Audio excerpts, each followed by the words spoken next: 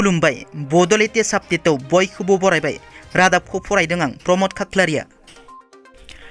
गिबि निउसआव दङ बिटिआर गोजोन गोरोबथाया 3 बोसोर आबुं जानो थाखाय गेजेराव माखासे सानल'सै। 3 बोसोर आबुं जानोसैब्लाबो दासिमबो गासिबो दफाफोरा मावफुंजाजोबाखै। बेबादि समावनो मोनसे दफाया मावफुंजाबाय। बिटिआर गोरोबथानि दफा नं 4.4 बादियै प्रिन्सिपाल सेक्रेटारिनि मुंखौ चिफ एक्जिकिउटिभ अफिसार सुंदबै सिइअ मुं होनाय जाबाय।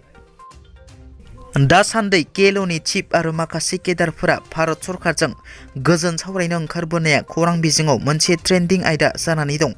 बिनि सायाव एबा केएलअआ गोजोन सावरायनो ओंखारबोनायनि सायाव नोंथाङा मा बुंनो सानो होनना खौरांगिरिनि सोंथियाव आसामनि डिजिपि भास्कर ज्योति महन्त बिथाङा बुङो दि एनडिपिनिफ्राय लानानै आदिबासिनिफ्राय लानानै डिएनएलए कार्बि उदखारिफोरनिफ्राय लानानै दायो केएलअआ गोजोन सावरायनो ओंखारबोनाया जेबो गेदेर बाथ्रा नङा होनना बुंथियो बिथाङा।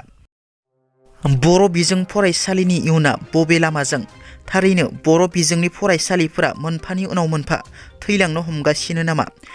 बर'नि मोनथाम गोरोबथा बिएसि बिटिसि बिटिआर जासेयावबो बर' बिजोंनि फरायसालिफोरा मोनफानि उनाव मोनफा थैलांनो हमनाया थारैनो साननो गोनां आरो दुखुनांथाव।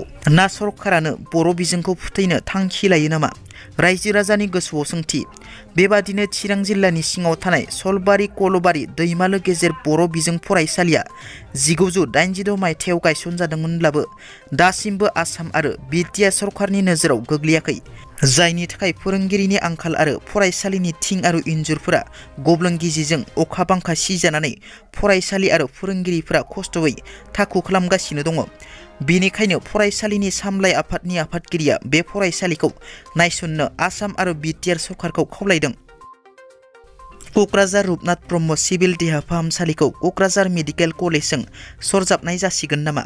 1954 मायथाइयाव गेदेमा रुपनाथ ब्रह्मनि मुङै गायसनजानाय रुपनाथ ब्रह्म सिभिल देहा फाहामसालिनि अपारेशन थियेटारखौ क'क्राझार सहरनि साहा फारसे बेसरगावआव गोदानै लुफुंनाय क'क्राझार मेडिकेल कलेजाव शिफ्टिंनि थाखाय सरकारनिफ्राय बिथोनलाइ हरनाय जादों। बेखौनो लानानै ओनसोलनि रायजो आरो सानसुमै सुबुंफोरा गोजोननाय मोनाखै। जायनि थाखाय बिथांमोना बेनि सायाव गोख्रों हेंथा खालामदों।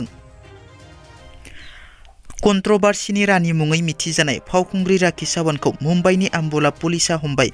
फावखुंग्रि मडेल शार्लिन च'प्राया गावनि माखासे प्राइभेट फट' आरो भिडिअ'खौ ससियेल मिडियायाव भाइरेल खालामनायनि राखि सावन्तनि हेंथायै एफआइआर थिसननाय जादोंमोन आम्बला पुलिस थानायाव थांनाय बोसोर 2022 मायथाइयाव। बे एफआइआरखौ बिथा खालामनानै दिनै आम्बला पुलिसआ राखि सावन्तखौ हमबाय। दायो बिनि सायाव आम्बला पुलिसआ राखि सावन्तखौ सोंनाय फिननाय खालामगासिनो होनना मिथिनो मोननाय जादों। दिनैनि रादाबा एसेनोसै। नोंथांमोना जुदि आंनि रादाबखौ खोनासंनानै मोजां मोनदोंब्ला अन्नानै लाइक, शेयार आरो साबस्क्राइब खालामनो दाबाव। गोजोन्थों।